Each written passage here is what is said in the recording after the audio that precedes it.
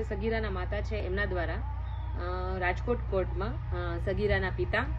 PI એડી પરમાર, જયરાજસિંહ જાડેજા અને ગણેશ ગોંડલ વિરુદ્ધ પોક્સોની ફરિયાદ દાખલ કરી છે. એમાં આરોપ એવા છે કે જે સગીરાના પિતા છે જ્યારે ઓબ્ઝર્વેશન હોમમાં સગીરાને લઈ જતા હતા ત્યારે સગીરાના માતા અને પિતા તથા સગીરા ત્રણેય જ્યારે પોલીસ વાનમાં બેઠા હતા અને સાથે 2 પોલીસ અધિકારીઓ હતા ત્યારે સગીરાના પિતાએ એના માતાને અને સગીરાને એવી ધમકી આપી કે તમે લોકો બહુ મીડિયામાં નિવેદનો આપો છો, તમે આવા મીડિયામાં નિવેદનો ન આપો. જો તમે આવો મીડિયામાં નિવેદન આપશો તો તમારો બાપ જયરાજ જે છે એ તારા અને અમિત ખૂટના જે ખરાબ ફોટા છે મીડિયામાં વાયરલ કરી દેશે અને આ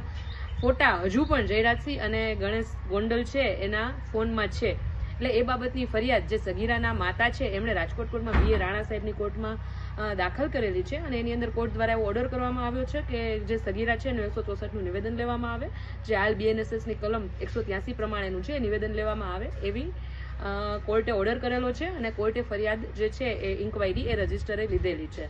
અને આમાં આગળ એમના ફાધરે ખુદ, જે સગીરા છે એના ફાધરે ખુદ એવું કીધેલું છે એમના માતાના આક્ષેપ પ્રમાણે કે મેં જયરાજસિંહ પાસેથી પૈસા લીધા છે અને હવે તમે લોકો પણ અમારી સાથે આવતા રહ્યો, નહીંતર આમાં મને પણ ધાક ધમકીઓ મળશે ને કોઈ જીવતા નહીં રહે ને તમને બંનેને મારી નાખશું, એવી પણ ધાક ધમકી આ સગીરાના પિતા દ્વારા સગીરાના માતા અને સગીરાને આપવામાં આવેલી છે.